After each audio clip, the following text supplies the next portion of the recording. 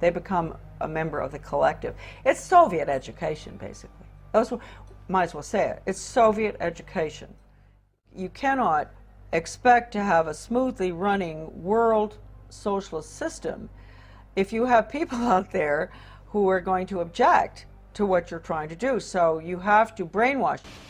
If you sat around a table and you said, right, what we need to do is we need to find some way of getting young people to see the world the way we want them to see it, so that by the time they become adults, they are completely following the reality we want them to believe in. Someone might say, well, they might not have it like, but you know the ideal thing?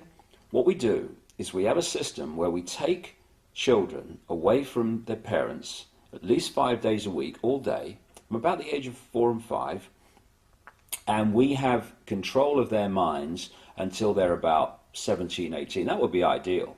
Well, of course, that's what happens. Yeah. It's called the education system. Yes. And it's indoctrination. Schooling is a form of adoption. You give your kid away to a group of strangers. You accept a promise, sometimes stated and more often implied, that the state, to its agents, knows better how to raise your children and educate them than you, your neighbors, your grandparents, your local traditions do. And that your kid will be better off so adopted. By the time the child returns to the family or has the option of doing that, very few want to. Their parents are some form of friendly stranger too, and why not? In the key hours of growing up, strangers have reared the kid. Now let's look at the strangers, of which you were one and I was one. Regardless of our good feeling toward children, regardless of our individual talents or intelligence, we have so little time each day with each of these kids, we can't possibly know enough vital information about that particular kid to tailor a set of exercises to that kid. So what we do is accept, and of course if we don't accept this, we're fired or harassed. We accept a state's prescription that's written in manuals. You do this first and this second and this third. And the way the state checks on whether you've followed that diet is there's standardized tests given at intervals. If your kids do badly, it does not mean that they're bad readers or anything else. It means that they haven't been obedient to the drills the state set down, and they're marked for further treatment later on, or they're marked to be excluded from responsible jobs.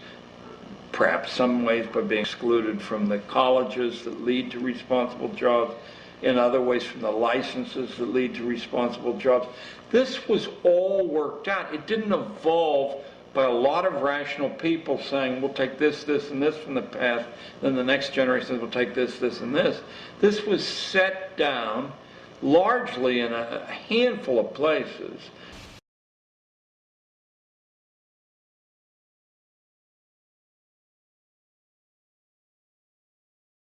I think it's important to understand that most of the educational programs that are implemented in the United States stem from the National Education Association.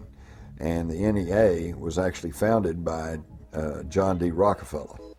And John D. Rockefeller, I think, voiced the beliefs of this ruling elite that wants to try to homogenize our education system when he was quoted as saying, I don't want a nation of thinkers, I want a nation of workers.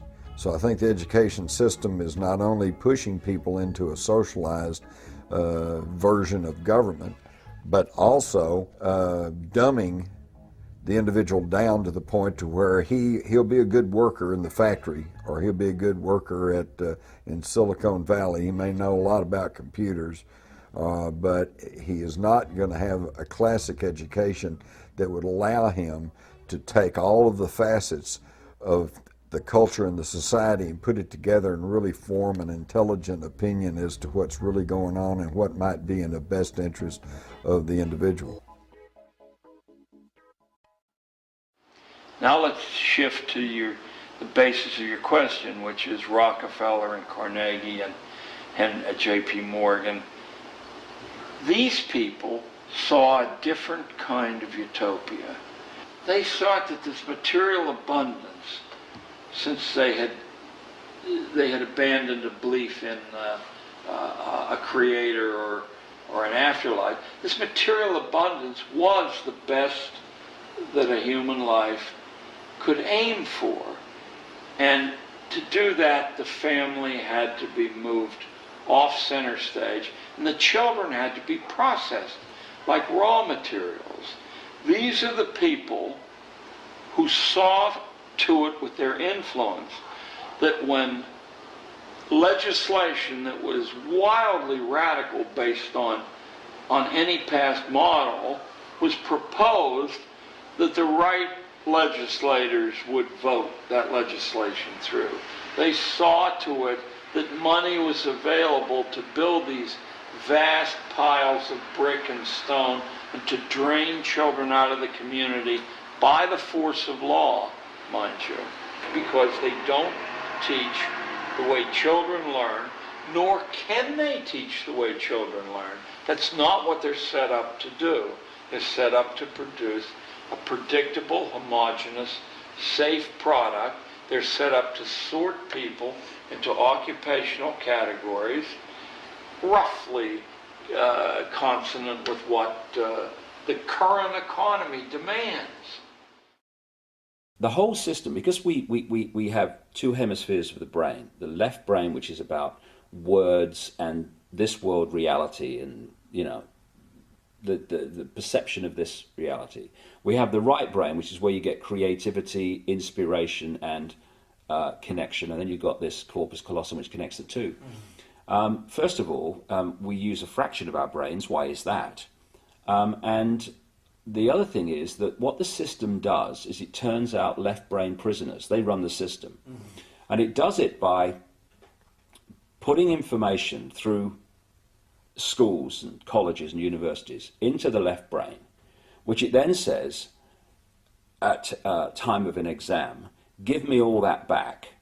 And if you tell me what I've told you well enough to believe, then you'll pass the exam and you'll be very successful.